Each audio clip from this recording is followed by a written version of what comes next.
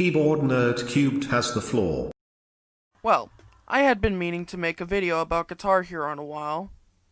I just did not know how to do it. So here it goes. Also, due to the fact that one track in Guitar Hero 2 does have a master track, such as Primus's John the Fisherman, I will not be putting that in the video, cause I do not want my video to be muted. Please enjoy.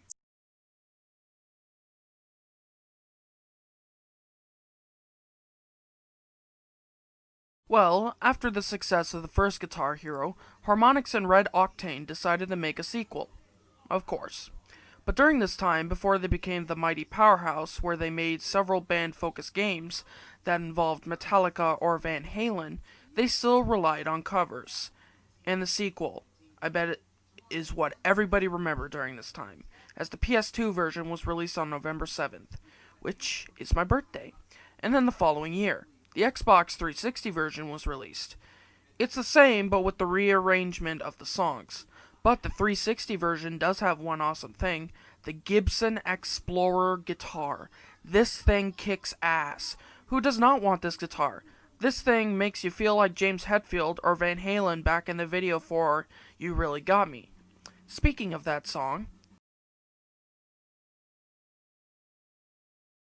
the song list is great in Guitar Hero 2. I mean, the first Guitar Hero also has a great set list, but not as much as Guitar Hero 2. As you see, they've included songs such as Them Bones by Alice in Chains, The Beast and the Harlot by Avenged Sevenfold, and Heart Shaped Box by Nirvana, and so on, and so on. But here's the catch. They are cover songs, and very bad ones at that. Like, I get they are trying, but I prefer the later games where they included more master tracks and less covers.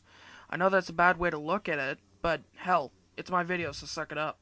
I mean, after I finished Guitar Hero 3, I knew of Living Colour, Rage Against the Machine, Queens of the Stone Age, Slipknot, and so on. Slipknot is not my forte, however, as they are way too much into the screaming aspect. And now, I plan on getting the CDs that houses the songs, because I find them enjoyable. But with Guitar Hero 2, it turns me off from the idea of listening to the original bands.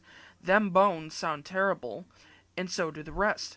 But I know they were on a budget, so they did their best to make them sound authentic. So props to you, Wave Group.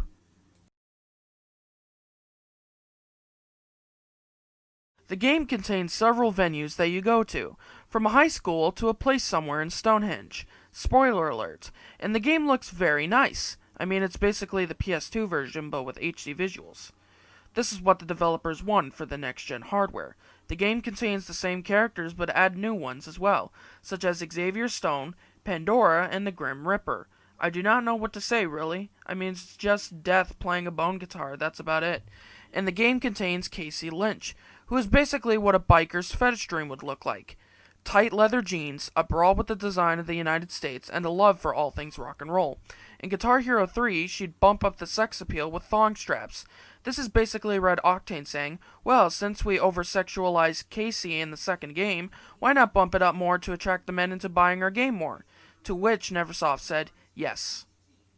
Sorry I ranted. Anyways, in the game it has an in-game shop, which in itself is great. You get to change your guitar, add a paint job to make it look like the bullseye designs that Zakk Wylde would use, and so on. Then they have a shop in which you can buy additional characters, and of course, the bonus tracks. And what infamous track that you can buy is Jordan by Buckethead himself. This guy has the most hardest track in the game, as it utilizes speed in your fingers than any other track in the game. I tried playing this song on the hard difficulty, and I failed in a matter of seconds. But Expert is even worse, for being very hard to beat, or FC as you would say. The only footage I can show you is this from Guitar Hero Rocks. Take a look.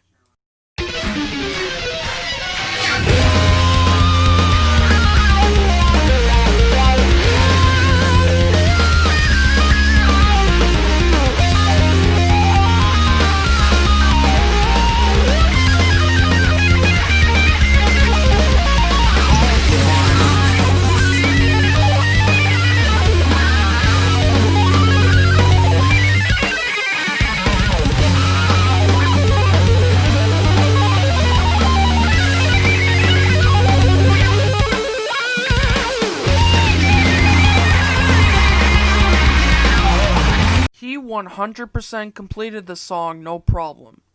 Or is it a she? Anyways, later on this track was released as a single up on the iTunes store, which has probably had 1 million downloads. This was one of the first ever tracks made for Guitar Hero 2.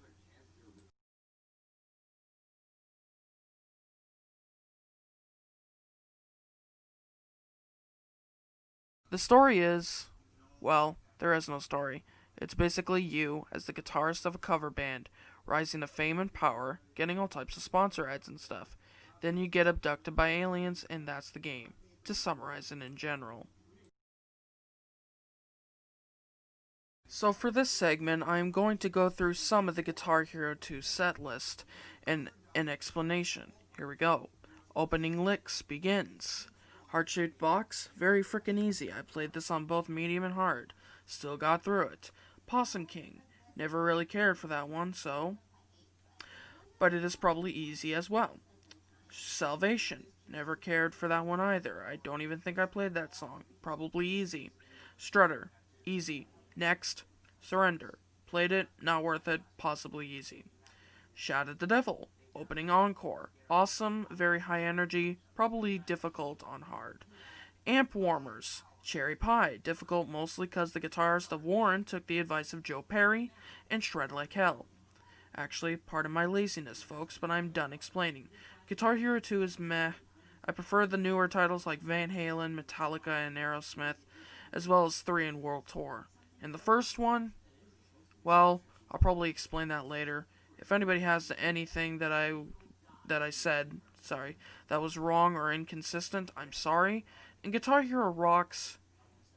Please don't sue me or take down my video, alright? Adios. Keyboard Nerd is leaving the floor, ladies and gentlemen. Subscribe.